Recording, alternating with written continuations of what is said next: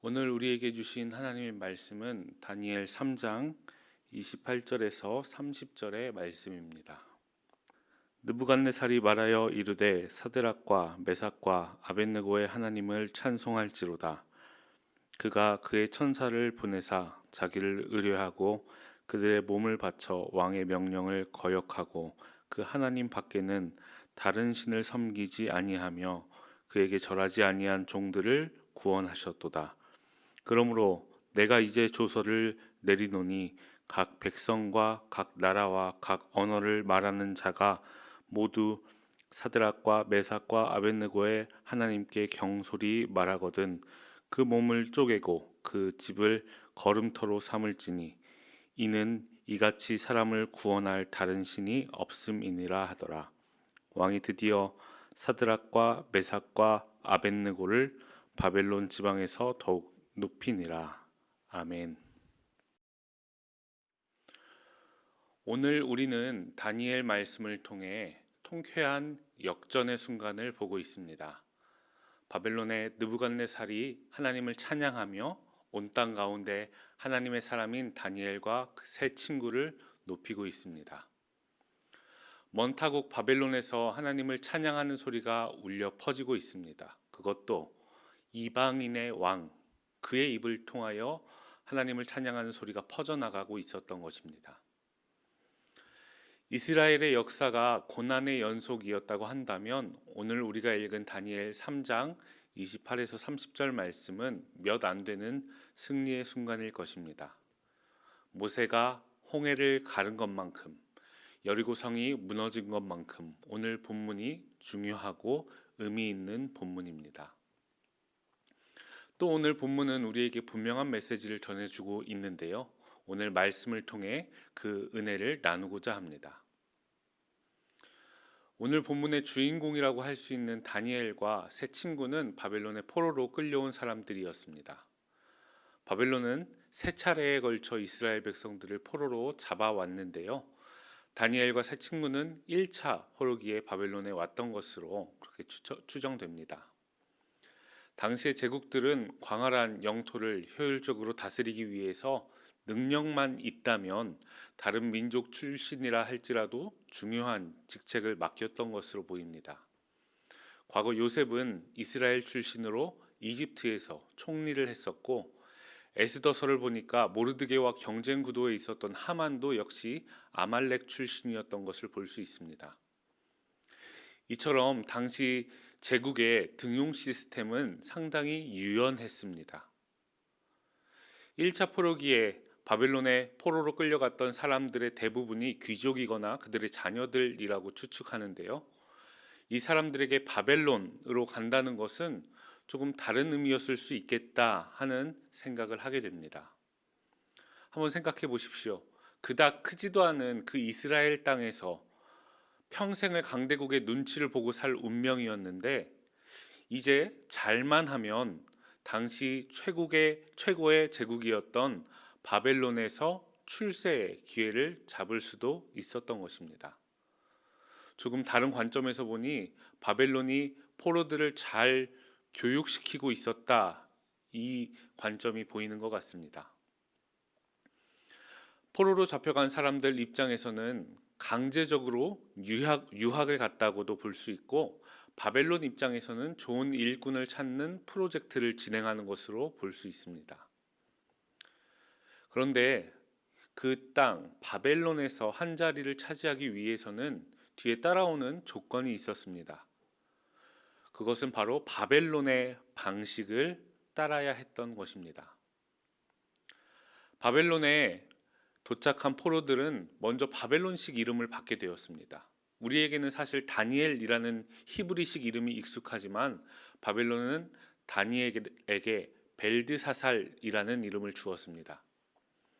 그의 세 친구들은 사드락, 메삭, 아벳느고라는 이름을 받게 되었던 것이죠. 이름뿐만이 아니었습니다.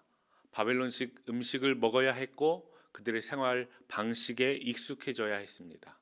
여기에 큰 불만을 가지지 않는다면 어쩌면 큰 성공을 거둘 수 있었습니다. 그런데 오늘 말씀의 주인공 다니엘과 세 친구들은 바벨론의 방식을 따르지 않았습니다. 바벨론이 지어준 이름 벨드사살이라는 그 이름을 쓰지 않았습니다. 바벨론에서 주는 음식도 먹지 않겠다고 했습니다. 그 음식은 부정한 음식이었기 때문입니다. 하루에 3번 하나님께 기도하는 이 일도 결코 멈추지 않았습니다. 나는 바벨론의 포로가 아니라 하나님의 백성이다 라는 것을 확실히 한 것이죠. 다니엘의 이런 태도는 다니엘이 정말 포로가 맞나 하는 의심이 들게 했습니다. 몇몇에게는 다니엘의 이런 당당한 태도가 눈에 가시와도 같았습니다. 안 그래도 다니엘이 마음에 안 드는데 다니엘은 아무도 해석하지 못했던 왕의 꿈을 해석하면서 점점 신임을 얻게 되었습니다. 그러던 어느 날 위기가 찾아옵니다. 온 백성이 같은 시간에 느부갓네살의 신상에 절해야 한다는 조서가 반포되었습니다. 다니엘과 세 친구는 당당히 금 신상에 절하지 않았고 이 소식은 곧 왕의 귀에 들어갔습니다. 왕도 이제 어쩔 수 없었습니다. 사드락과 메삭과 아벳느고를 뜨거운 풀무불에 던져야만 했습니다. 그런데 놀라운 일이 일어납니다. 이 세 사람이 전혀 상함이 없이 왕 앞에 서 있었습니다. 27절은 세 친구의 모습을 이렇게 묘사합니다. 총독과 지사와 행정관과 왕의 모사들이 모여 이 사람들을 본즉 불이 능히 그들의 몸을 해하지 못하였고 머리털도 그을리지 아니하였고 겉옷빛도 변하지 아니하였고 불탄 냄새도 없었더라. 이해할 수 없는 일이 지금 눈앞에 벌어졌습니다. 세 친구들을 풀무불에 넣었던 사람들은 죽었는데 세 친구는 멀쩡히 살아 있었던 것입니다. 이 놀라운 일을 겪으며 느부갓네살 왕은 입술을 열어 하나님을 찬양합니다. 28절의 말씀입니다. 느부갓네살이 말하여 이르되 사드락과 메삭과 아벳느고의 하나님을 찬송할지로다. 그가 그의 천사를 보내사 자기를 의뢰하고 그들의 몸을 바쳐 왕의 명령을 거역하고 그 하나님 밖에 다른 신을 섬기지 아니하며 그에게 절하지 아니한 종들을 구원하셨도다. 제국의 한 복판에서 바벨론의 왕의 입을 통하여 하나님께서 찬양받고 계십니다. 다니엘을 전체적으로 살펴보니 오늘 본문뿐만 아니라 바벨론의 왕이 하나님을 찬양하는 장면을 확인할 수 있습니다. 2장 46절에서 49절에서는 느부갓네살이 하나님을 높이고 있고 6장 25절 27절에서는 다리오 왕이 하나님을 높이고 있습니다. 사랑하는 성도 여러분, 우리는 이 세상을 살아가는 하나님의 백성입니다. 비록 우리의 발은 이 땅을 밟고 있지만 우리는 하나님의 백성이다 하는 이 정체성을 가지고 살아가는 것이죠. 그런데 많은 신앙인들이 세상과 교회를 분리해서 살아가는 것 같습니다. 이런 사람들을 우리가 흔히 썬데이 크리스천이라고 부릅니다. 일주일 동안의 삶은 세상의 논리에 충실하게 살고 주일에만 하나님의 백성으로 살고자 하는 것입니다. 그런데 오늘 다니엘과 세 친구는 전혀 다른 삶의 태도를 우리에게 보여줍니다. 제국의 한 가운데에서 하나님의 백성으로 당당히 살아갔던 것입니다. 우리 또한 이 땅을 살아가면서 다니엘과 같은 선택의 기로에 서게 됩니다. 하나님의 방식으로 살아갈 것이냐, 세상의 방식으로 살아갈 것이냐 선택하는 순간이 옵니다. 우리는 어떤 선택을 하며 살아왔습니까? 오늘 우리에게 다니엘과 세 친구의 결단이 필요한 줄로 믿습니다.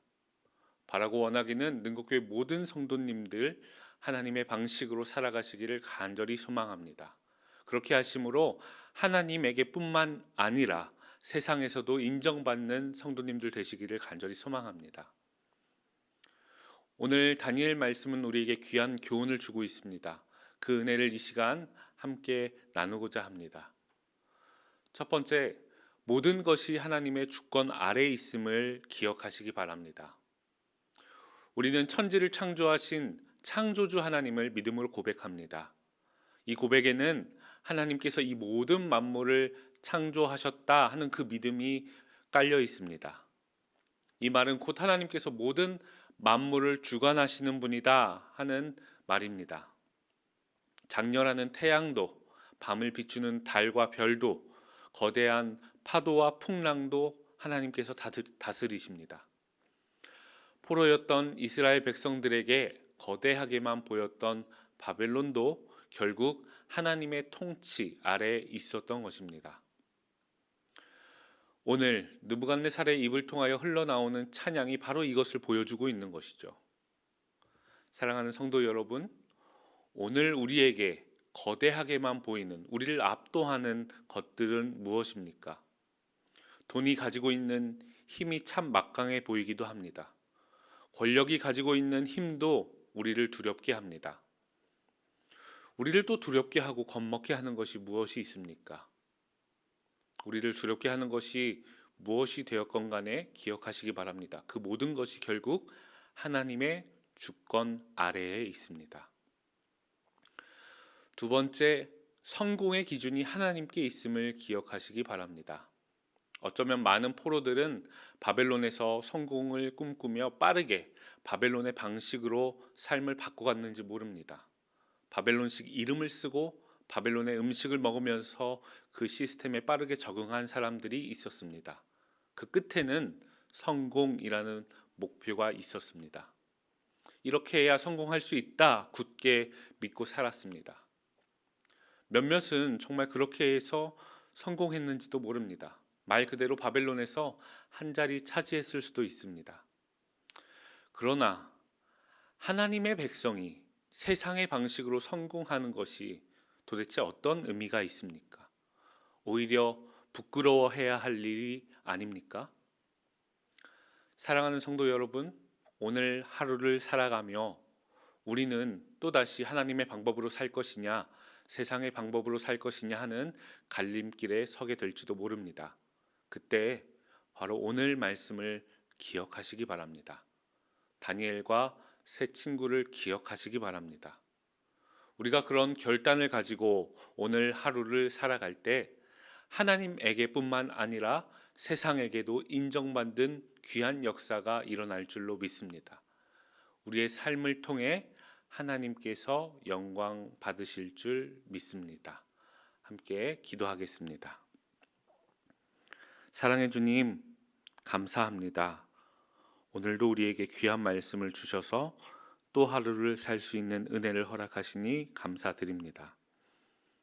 때때로 세상의 방법으로 살며 자신을 합리화했던 지난날의 삶을 이 시간 주님 앞에 고백하오니 용서하여 주옵소서.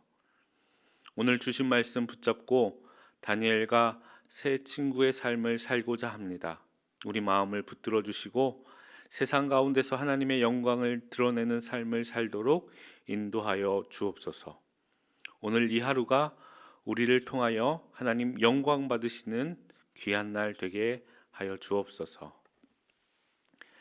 이제는 우리 주 예수 그리스도의 은혜와 하나님의 사랑하심과 성령의 감화감동 교통하심이 하나님 우리에게 허락하신 이 땅 가운데서 하나님의 방법으로 살고자 결단하는 능곡교회 모든 성도님들 머리머리 위에 지금부터 영원까지 함께 하시길 간절히 축원하옵나이다. 아멘.